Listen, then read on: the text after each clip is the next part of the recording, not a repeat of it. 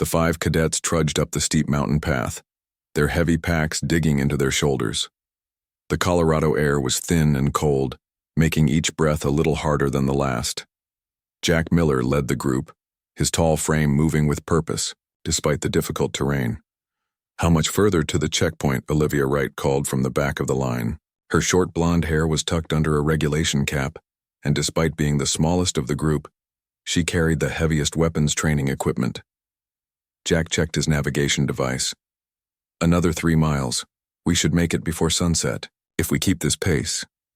3 more miles of pure torture, Chris Morgan mumbled, adjusting his communications pack. "Remind me again why we couldn't use the transport vehicles?" Lisa Daniels, walking just ahead of Chris, turned around with a smirk. "Because Major Blackwell is a sadist who thinks real space defenders should be able to march across a planet if their ship crashes." As if summoned by his name, Major Sam Blackwell appeared from around a bend in the trail. His weathered face showed no sign of the exhaustion that marked the cadets. "Pick up the pace, cadets. The Viridian Alliance won't wait for you to catch your breath if they invade Earth," Blackwell barked. "Miller, your team is falling behind schedule." "Yes, sir," Jack replied, straightening his posture despite the weight of his pack. "We'll double-time it to the checkpoint."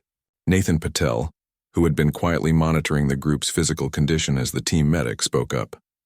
"Sir, with respect, we should maintain our current pace. The elevation is affecting our oxygen levels, and pushing harder could—" "Did I ask for your medical opinion, Cadet Patel?" Blackwell interrupted. "No, sir. The Kavari troops of the Viridian Alliance train in environments far more hostile than this. If you can't handle a little mountain air, you have no business defending Earth." Blackwell's voice was firm, but not entirely unkind. "Now move out. I want your camp set up before nightfall." The cadets continued their march as Blackwell disappeared, back up the trail. Once he was out of earshot, Chris let out a long sigh. "Sometimes I think he forgets we're still cadets, not his old Special Forces team." Lisa nodded. "He's been extra tough since the Viridian Alliance started making those claims on the Jupiter moons. Can you blame him?" Nathan said quietly. "If what the intelligence reports say about the Kavari is true, we're going to need every bit of training we can get." The North American Space Defense Academy had been on high alert for months. The Viridian Alliance, a coalition of 3 alien species from a nearby star system, had been pushing deeper into Earth's solar system. The Kavari, their elite military force, had a reputation for ruthlessness that made even seasoned commanders nervous. As the sun began to set, the cadets finally reached their designated checkpoint, a small clearing near a mountain stream. They worked together efficiently to set up their shelter units, falling into the rhythm they had developed over 3 years of training together. Jack organized the camp layout while Olivia secured the perimeter. Lisa set up their power station as Nathan prepared their rations and checked everyone for signs of altitude sickness. Chris established their communications array, though he frowned as he checked the readings. "That's weird," he muttered. "What's up?" Jack asked, kneeling beside him. "I'm getting some unusual interference patterns. Could be atmospheric, but—" Chris adjusted some settings on his equipment. "It's not like any weather pattern I've seen before." Lisa joined them, her curiosity piqued. "Let me see that." She studied the readouts with intense concentration, her eidetic memory comparing the patterns to everything she had ever learned about signal interference. "This looks almost like the distortion patterns created by certain types of energy shields." "Energy shields," Jack repeated. "Like what the Viridian ships supposedly use?" Before Lisa could answer, Major Blackwell emerged from the growing darkness. "Status report, Miller." Jack stood quickly. "Camp is established, sir. Perimeter secured, rations distributed. But Chris and Lisa have detected some unusual interference patterns in our communications." Blackwell's expression darkened as he examined the readings. "Probably just the storm moving in. The forecast called for some heavy electrical activity tonight." As if to confirm his words, they could see dark clouds gathering above the mountain peaks. The wind picked up, bringing with it a sharp chill that cut through their uniforms. "Complete your evening duties and get some rest," Blackwell ordered. "Tomorrow's exercise starts at 0500 hours. We'll be simulating first contact with a potentially hostile force." The cadets exchanged glances at the irony of practicing for an alien encounter while real aliens were pushing at the borders of their solar system. Later that night, as the others slept in their shelter units, Jack sat by the small heating unit, unable to rest. The strange interference pattern bothered him more than he had admitted. He slipped outside, careful not to wake the others. The night was eerily quiet. The storm that had threatened earlier seemed to have passed, but something felt wrong. The sky above was too clear, the stars too bright, and some of those stars appeared to be moving. Jack blinked and looked again. 3 lights were definitely moving across the sky, too purposeful to be satellites, too large to be aircraft. As he watched, they slowed and seemed to hover directly above the mountain range. His heart pounding, Jack ducked back into the shelter and shook Chris awake. "Something's up there," he whispered urgently. "I need you to check if we can get any readings."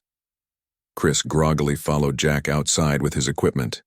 One look at the sky had him fully alert. "Those are not Earth vessels," he said, his voice barely audible. "The size and configuration, nothing we have moves like that." By now, Olivia and Lisa had awakened and joined them outside. Nathan emerged moments later, followed by Major Blackwell.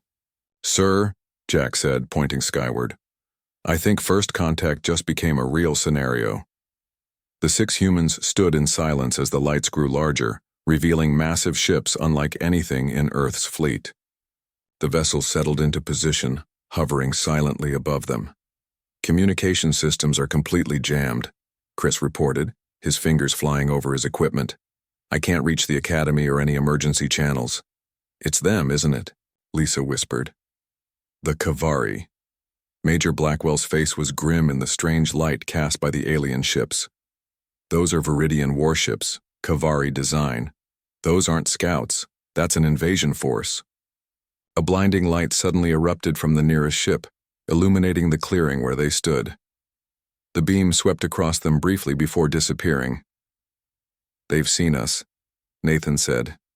"Everyone grab your gear," Blackwell ordered. "Essential, equipment only. We need to move now and find cover." "Sir?" Jack asked, trying to keep his voice steady. "What are our orders?" Blackwell looked at each of the cadets in turn, his expression revealing a rare moment of uncertainty before hardening into resolve. "We're cut off, outnumbered, and facing an alien force with superior technology. But we're still space defense, personnel. Our mission is clear: survive, gather intelligence, and if possible, disrupt whatever they're planning until help arrives." As the first transport vessels began to descend from the massive ships, the 6 humans disappeared into the forest, unaware that their training exercise had just become something far more dangerous, and that the fate of Earth might now rest in the hands of 5 cadets and their instructor. Dawn broke over the mountains, but the 5 cadets and Major Blackwell could barely see it. They had taken shelter in a small cave about 2 miles from their original camp. The alien ships still hovered above, casting strange shadows across the landscape. "I count at least 200 of them," Olivia whispered, lowering her binoculars. "They're setting up some kind of base at the Valley Junction." Jack peered out from their hiding spot. The Kavari troops moved with military precision, setting up structures and equipment. Their bodies were tall and lean, covered in what looked like flexible armor that shifted colors to match the surroundings. Their heads were slightly larger than human, with 4 eyes positioned for maximum visibility. "What do you think they're doing here?" Nathan asked, keeping his voice low. "Major," Blackwell's face was grim. "This is a forward operating base. Classic invasion tactic. Establish a foothold, build up forces, then expand outward." "But why here?" Chris wondered. "There's nothing strategically important about these mountains." "There's us," Lisa said suddenly. "The North American Space Defense Academy is just on the other side of this range. If they take out our training facilities and cadets, they cripple Earth's future defense force." The realization hit them all. This wasn't random. It was a calculated first strike. "We need to warn the Academy," Jack said, turning to Chris. "Any luck with communications?" Chris shook his head. "They're jamming everything. I can't get a signal out." "Then we need to get closer," Blackwell decided. Find their communication center and disable it, or at least learn more about what they're planning. Sir? Nathan said hesitantly. With all due respect, there are only 6 of us, and hundreds of them. I'm aware of the odds, Cadet Patel, Blackwell replied. But right now, we're the only ones who know they're here. That makes us Earth's first and only line of defense until we can alert others. They waited until midday when the alien activity seemed to lessen. Moving carefully through the forest using every bit of their training, they made their way closer to the Kavari base. The aliens had cleared a large area and set up structures that looked like temporary barracks and command centers. There, Lisa pointed to a tall structure with what appeared to be communication arrays extending from it. That has to be their command center. Good eye. Blackwell nodded. Now we need a closer look. I think I see a patrol pattern, Olivia observed, after watching for several minutes. There's a gap in their coverage every 12 minutes or so. Jack studied the pattern she pointed out. She's right. We could use that gap to get closer to the eastern perimeter. Blackwell nodded. Miller, you and Daniels circle around to the east. Wright and Morgan create a diversion to the north when I give the signal. Patel, you're with me. We'll try to get close enough to that command center to gather intelligence. They split up, moving carefully through the underbrush. Jack and Lisa made their way east, staying low and moving only when they were sure they wouldn't be seen. They reached a position about 50 yards from the alien perimeter. What do you think those devices are? Lisa whispered, pointing to small objects planted in the ground at regular intervals. Some kind of sensors, maybe, Jack replied. We'll have to be careful to... A twig snapped behind them. They both froze, then slowly turned to find themselves facing a cavalry scout. The alien was even more intimidating up close. It stood at least 7 feet tall, its 4 eyes blinking independently as it assessed them. It reached for what appeared to be a weapon. Jack reacted instantly, lunging forward and tackling the alien. Despite its height, the Kavari seemed surprised by Jack's quick movement and strength. Lisa joined the struggle, helping Jack subdue the alien before it could call for help. What do we do now? Lisa hissed, helping Jack hold the struggling alien down. We can't let it go, and we can't... Jack couldn't finish the thought. We take it prisoner, Lisa decided. It might have valuable information. They used their survival gear to bind the Kavari, who had stopped struggling and was watching them with what seemed like curiosity. Can you understand us? Lisa asked slowly. The alien made a series of clicking sounds, then seemed to adjust something on its armor. A mechanical voice emerged. I understand your primitive language. You are humans. Yes, Lisa confirmed. Why are you here? What do you want? This is war exercise, the alien replied through its translator. First phase of operation. Test human. Defenses before main force arrives. Jack and Lisa exchanged alarmed glances. Main force? Jack asked. How many?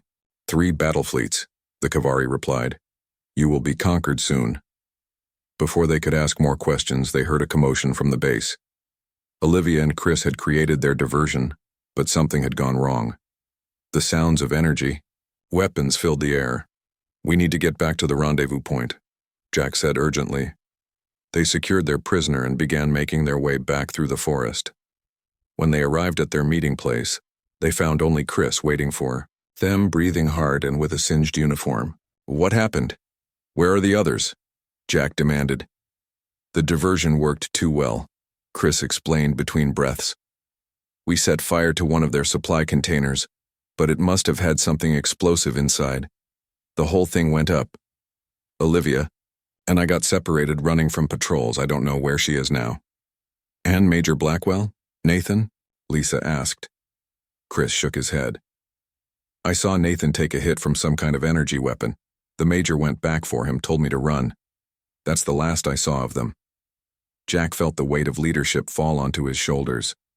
With Major Blackwell missing, he was the highest-ranking cadet. We have a prisoner, he told Chris, indicating the bound Kavari. It says this is just the advance force.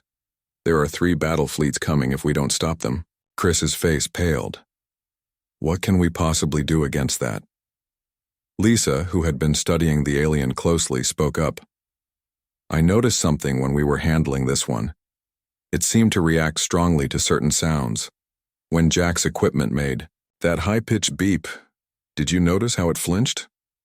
Jack nodded slowly. You think they have sensitive hearing? More than that, Lisa said.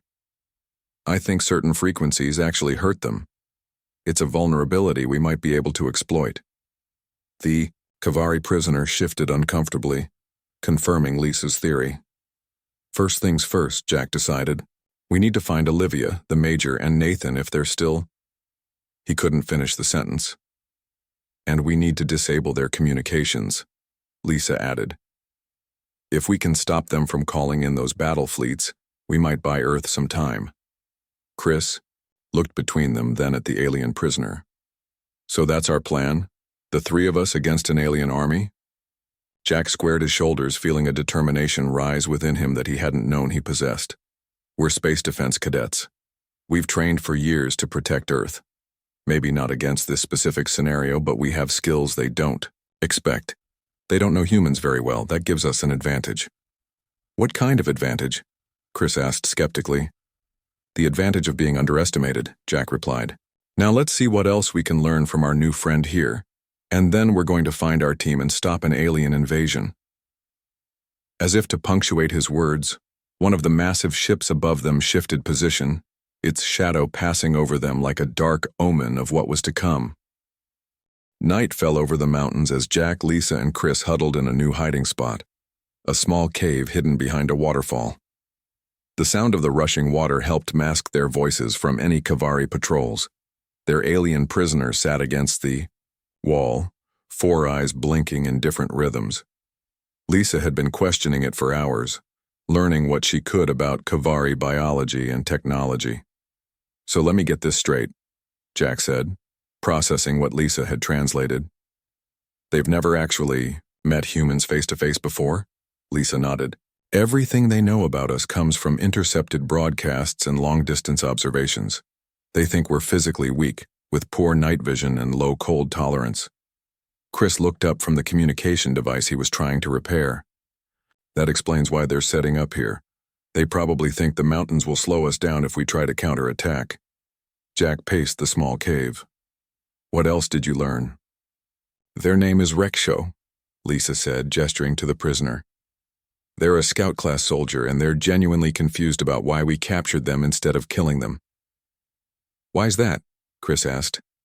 Apparently, the Kavari have been told that humans are violent and ruthless, Lisa explained. They expected us to execute prisoners on sight. Jack stopped pacing. We can use this. If they have such wrong ideas about us, they'll make wrong assumptions about what we're capable of. Noise at the cave entrance made them all tense. Jack grabbed his survival knife, moving toward the sound. A shadow appeared, and then, "Don't shoot, it's me." Olivia stepped into the cave, soaked from the waterfall. Her right arm was wrapped in a makeshift bandage, but she was smiling. "Olivia." Chris jumped up. "We thought you might be dead." "Not yet," she said, dropping her pack. "Though those Kavari troops gave it their best shot. Their weapons are powerful but not very accurate." She noticed the alien prisoner and raised an eyebrow. "I see you've been busy." Jack quickly explained what they had learned from HFY. Olivia listened while checking her weapons. "No sign of Nathan or the Major?" she asked when Jack finished. "Nothing," Jack admitted. "But I'm not giving up on them. For now, though, we need a plan to slow down this invasion." Lisa pulled out a small device she had been working on. "I've been modifying our emergency beacon. If I'm right about their hearing sensitivity, we can create a sonic weapon that will incapacitate them without harming us." "How do you know what frequency to use?" Chris asked. Lisa glanced at HFY. "I've been testing different tones, watch." She turned a dial on her device, producing a sound barely audible to the humans. The effect on HFY was immediate. The alien writhed in discomfort, all four eyes closing tightly. Lisa switched it off. "Sorry about that," she said to the prisoner, who seemed surprised by the apology. "That's our advantage," Jack said, excitement growing in his voice. Now we need to find a way to use it. I found something else while I was evading patrols, Olivia said. She pulled out her navigation device and showed them a map of the area. There's a Kavari patrol pattern. They avoid this section of the mountains completely. She pointed to an area northeast of their position. Why would they avoid it? Chris wondered. I snuck close enough to find out, Olivia continued. They're setting up equipment everywhere except that zone.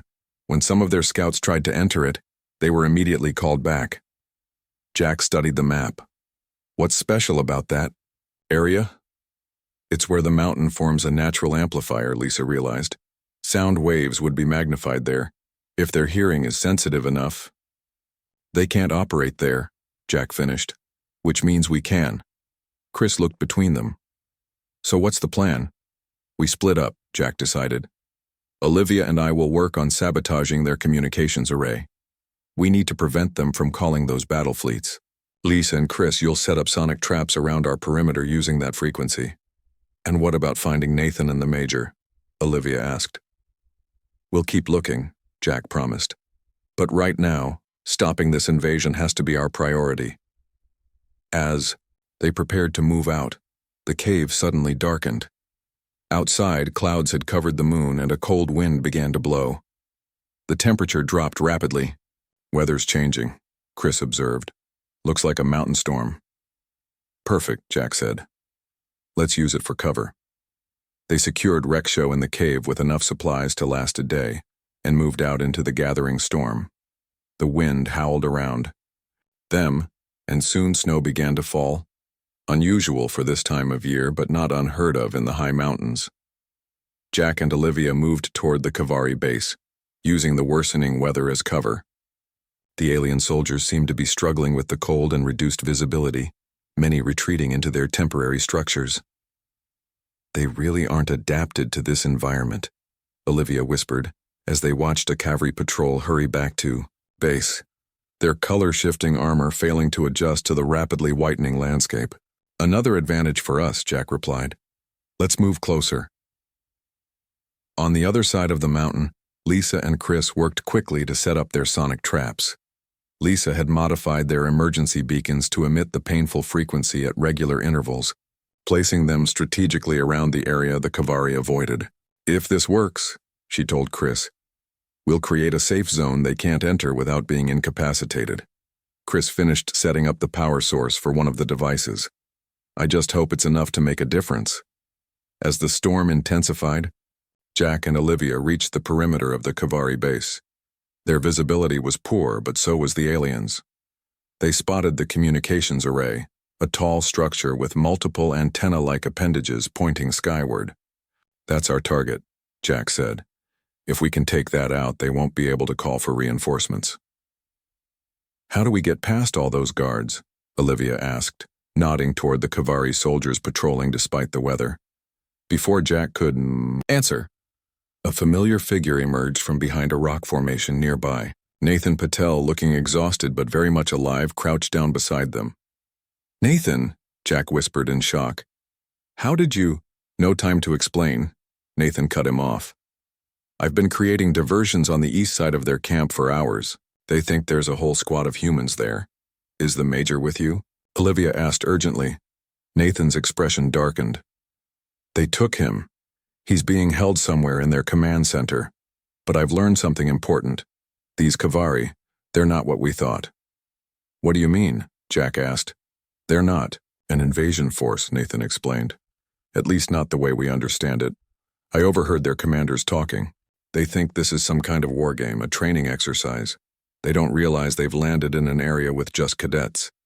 They believe they're facing Earth's elite military forces. Jack and Olivia exchanged shocked glances. So this whole thing is a misunderstanding? Olivia asked in disbelief. More like a miscommunication, Nathan said. But they're still dangerous. They're treating this as a real combat situation, just not an actual war. Jack processed this new information quickly. This changes our approach. If they think they're facing Earth's best soldiers, and they're already struggling with the environment and our guerrilla tactics, Olivia added, then maybe we can end this without more fighting, Jack finished. But first, we still need to take out that communications array and find the Major. If nature itself was offering assistance, lightning cracked across the sky, illuminating the entire valley for a split second. In that flash, Jack saw something that made his heart race, a path to the communications array that was momentarily unguarded. "Now's our chance," he said. "Let's move." The storm grew stronger as Jack, Olivia, and Nathan moved through the darkness toward the Kavari communications array. The wind howled around them, whipping snow into their faces. For once, the harsh weather was their ally. The Kavari soldiers had retreated to their shelters, leaving minimal guards outside. "This weather is perfect cover," Jack whispered. "The Kavari really hate the cold." They crouched behind a fallen tree, observing the remaining guards. Two tall Kavari soldiers stood by the base of the communications array, their armor shifting colors as they tried to match the white snow. "I can distract them," Nathan offered. "I've been doing it for hours already. They're starting to think humans can appear and disappear at will." Jack nodded. "Good. Olivia and I will place the charges on the array supports. We'll meet back at the sonic perimeter Lisa and Chris set up." Nathan pulled some small devices from his pack. "I made these from parts of my medical scanner. They create heat signatures that read like human bodies. Throw them in different directions and the Kavari will think they're chasing multiple targets." Jack looked at Nathan with newfound respect. "Impressive work." "Being captured wasn't part of my plan," Nathan said with a grim smile. "So I've been making sure it doesn't happen again." With their plan set, Nathan moved to the east side of the camp. Minutes later, they heard shouts from the Kavari guards. Nathan had created his diversion. The guards by the communications array rushed toward the commotion, leaving their post unprotected. "Now," Jack whispered. He and Olivia sprinted through the snow to the base of the array. While Olivia stood guard, Jack placed small explosive charges on the main support beams. These weren't standard military explosives. They had made them from the propellant in their emergency flares packed into small containers. "Hurry," Olivia hissed. "They're coming back." Jack set the last charge and started the simple timer, another piece of equipment they had modified from their survival gear. 5 minutes. Let's move. They retreated into the storm just as Kavari reinforcements arrived at the array. The aliens seemed confused, their four eyes scanning in all directions but failing to spot the humans in the blizzard conditions. Jack and Olivia made their way to the rendezvous point, hoping Nathan had also escaped. As they approached the sonic perimeter Lisa had created, they heard a high-pitched whine, almost too high for human ears to detect. "The sonic traps are working," Olivia noted. They found Lisa and Chris inside the protected area, huddled beside a small heat source. "Any sign of Nathan?" Lisa asked immediately. "We got separated," Jack admitted. "But he knows where to meet us." Chris pointed to his communication equipment. "I've been monitoring Kavari frequencies. There's a lot of confusion in their ranks. They keep reporting human soldiers appearing everywhere." "That's Nathan's work," Jack explained. "There's something else," Chris continued. "I think I picked up where they're holding Major Blackwell. There's a structure on the north side of their camp with higher security." "Then that's where we go next," Jack decided. Before they could make plans, an explosion lit up the night sky. The communications array collapsed in a shower of sparks and metal, falling onto several nearby Kavari structures. "Perfect timing," Olivia said with satisfaction. Minutes later, Nathan appeared through the snow, breathing hard but unharmed. "Did you see that?" he asked, excitement in his voice. "Their communications are completely down." "Good work, all of you," Jack said. "Now we need to rescue the Major." Lisa held up her hand. "Wait. I've been thinking about what Nathan discovered, that the Kavari believe this is a training exercise. We can use this to our advantage." "How?" Olivia asked. "Psychological warfare," Lisa explained. "If they think they're facing Earth's elite forces, let's convince them they're hopelessly outmatched." Jack caught on quickly. "Make them think they're surrounded by a much larger human force." "Exactly," Lisa said. "I've modified our communication devices to broadcast on their frequencies. We can send false reports of human troops converging from all sides," Chris added. And I can use sound files from our training exercises to simulate more human activity. Plus, Olivia said, examining her weapons, we can set up more diversions, make it look like we have superior technology. Nathan nodded thoughtfully. From what I observed, the Kavari have a rigid chain of command. If we can create enough chaos, their structure might break down. And if we can capture their commander, Jack reasoned, we might be able to end this without more fighting. They spent the next hour preparing their psychological campaign. Lisa programmed false communications. Chris set up sound devices around the perimeter. Olivia and Nathan prepared more diversions using their limited supplies. When everything was ready, they launched their plan. False communications flooded Kavari channels. Sonic devices activated around their camp, creating painful noise for the aliens while remaining barely audible to humans. Small explosions and light shows created the illusion of advanced human weapons being deployed. From their vantage point, the cadets watched the Kavari camp descend into confusion. Soldiers ran in different directions, unable to establish a coherent defense against the phantom human forces. It's working, Chris whispered in amazement. Now for Phase 2, Jack said. We need to find the Major and locate their commander. Using the chaos as cover, they approached the northern structure Chris had identified. 2 guards remained at the entrance, looking nervous as chaos erupted around them. I'll handle this, Olivia said. She took aim with her modified sonic device and activated it. The guards immediately doubled over, 4 eyes clenched shut in pain. Jack and Nathan rushed forward, subduing the disoriented aliens with quick strikes. To pressure points Nathan had identified from studying their prisoner. They dragged the unconscious guards aside and entered the structure. Inside, they found a surprised Kavari officer standing over a holographic display. Before the alien could react, Lisa activated her sonic device, and the officer collapsed to the floor, writhing in pain. Secure him, Jack ordered. In the next room, they found Major Blackwell bound to a chair but very much alive. His face showed signs of questioning, but his eyes lit up when he saw his cadets. Miller. I knew you'd figure it out, he said as Jack cut his restraints. Sir, we've learned this is all a misunderstanding, Jack explained quickly. The Kavari think they're in a war game against Earth's military, not cadets. Blackwell stood, rubbing his wrists. I know. Their commander told me during interrogation. His name is Zor Tavik. He's been trying to prove his troops' readiness by staging this exercise. Where is he now? Nathan asked. That's him, Blackwell said, nodding toward the officer they had just captured. Commander Zor Tavik himself. The cadets looked at the alien commander with new understanding. As Zor Tavik regained his composure, all 4 of his eyes widened in what appeared to be shock. You are not elite soldiers? He asked in halting English, his translator struggling with the concept. No, Jack replied firmly. We're cadets, students. In training. The alien commander looked from one human face to another as something like horror dawned in his expression. Then who has been defeating my forces? Zor Tavik demanded. Who deployed the sonic weapons, the stealth tactics, the communications disruption? Major Blackwell smiled grimly. You're looking at them, Commander.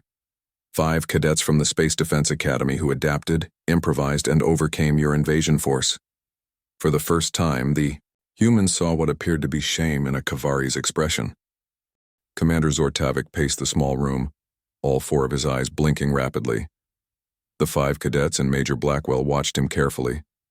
Outside, the storm had finally passed, and morning light filtered through the windows of the Kavari structure. This cannot be, Zor Tavik said finally.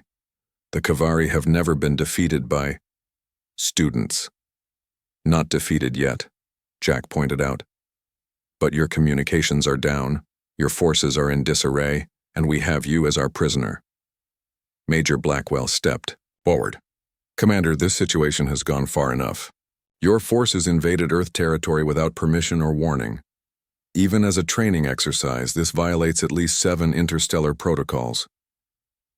Zor Tavik's skin shifted color slightly.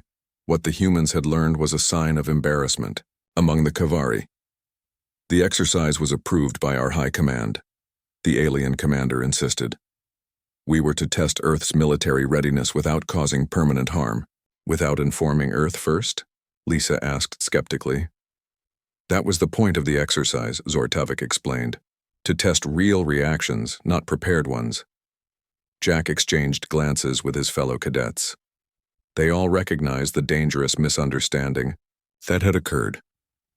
Commander, Jack said carefully, I believe we have two options here. First, we can continue this conflict. Your forces are still superior in numbers and weaponry. You might eventually overwhelm us. And the second option? Zortavik asked. You can acknowledge that your mission has failed.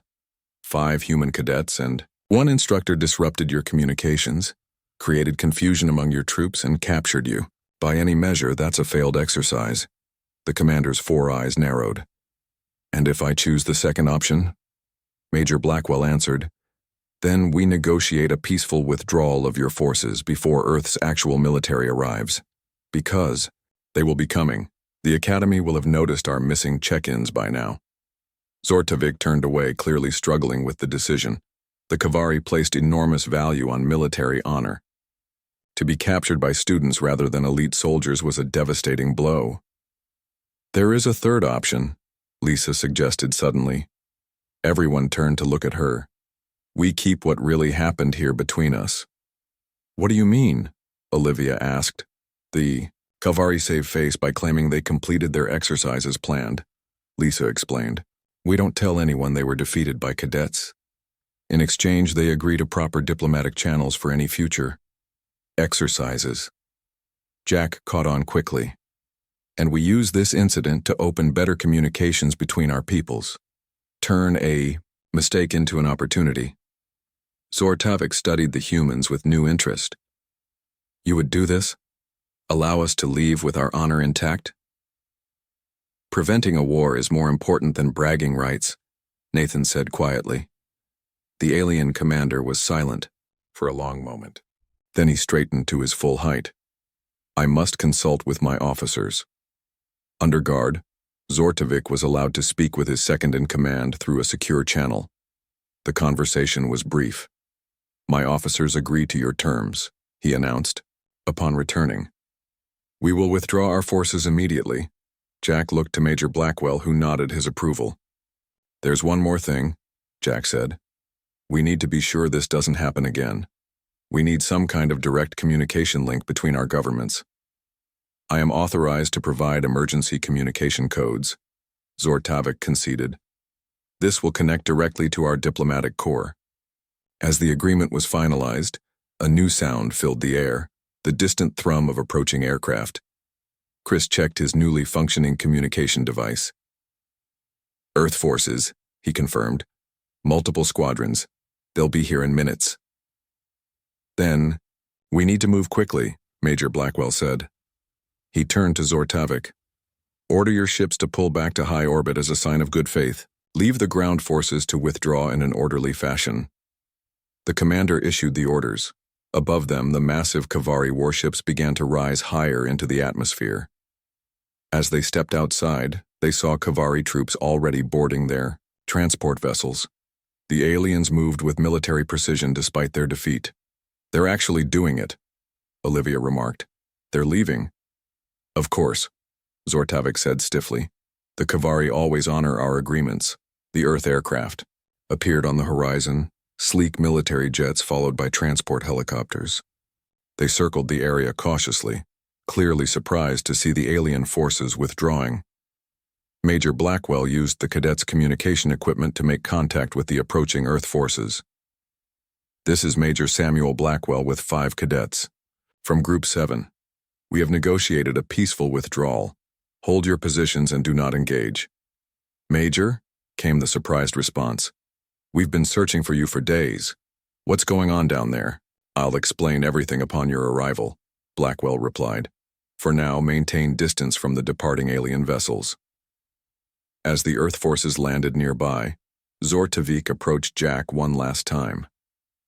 Cadet Miller, the commander said, using Jack's rank and name for the first time. The Kavari underestimated humans. I underestimated humans. This will not happen again. "That's good to hear," Jack replied. Then he added, "But maybe next time, just send a message first." What might have been a smile briefly crossed the alien's face. Indeed. He handed Jack a small device. The communication codes, as promised. With a final nod to the humans, Zortavik boarded the last transport vessel. The humans watched as it rose into the sky, joining the larger ships that were already becoming small dots in the blue expanse above. As Earth military personnel approached, Major Blackwell gathered his cadets. "What exactly are we telling them, sir?" Nathan asked quietly. "The truth," Blackwell replied. "Mostly. We encountered an unauthorized Kavari training exercise and negotiated their withdrawal." "But not the part about 5 cadets outsmarting an alien army?" Chris asked with a small smile. "That will remain classified," the major said firmly, "for diplomatic reasons." The highest-ranking officer from the rescue force reached them, a general who looked both amazed and confused. "Major Blackwell," the general said, "I was told your training group was missing. Instead, I find you managing first contact and an alien withdrawal. Would you care to explain?" Blackwell stood at attention. "Sir, what began as a standard wilderness exercise became considerably more complicated when we encountered Kavari forces." As the major gave his carefully edited report, the 5 cadets exchanged glances. They had started the week as students and ended it by preventing an interstellar incident. 2 months later, the 5 cadets stood at attention in a private ceremony at the academy. Major Blackwell pinned special commendations to their uniforms. "For exceptional service beyond the call of duty," he said formally. Then, more quietly, "and for teaching the Kavari, and me, to never underestimate what determined humans can accomplish, even when outnumbered and outgunned." Jack looked at his friends, Lisa, Nathan, Olivia, and Chris. They had been sworn to secrecy about the full story, but they knew the truth. 5 cadets had faced an alien army and prevailed not through superior firepower, but through intelligence, adaptability, and courage. As they left the ceremony, a communication officer rushed up to them with an urgent message. "Cadet Miller? There's a transmission coming in on a special frequency. It's from someone called Zortavik. He's requesting to speak with the cadets who changed Kavari battle doctrine. Should I tell him you're unavailable?" Jack smiled at his fellow cadets. "No," he said. "Tell him we'll take the call. I think this is the beginning of a very interesting relationship."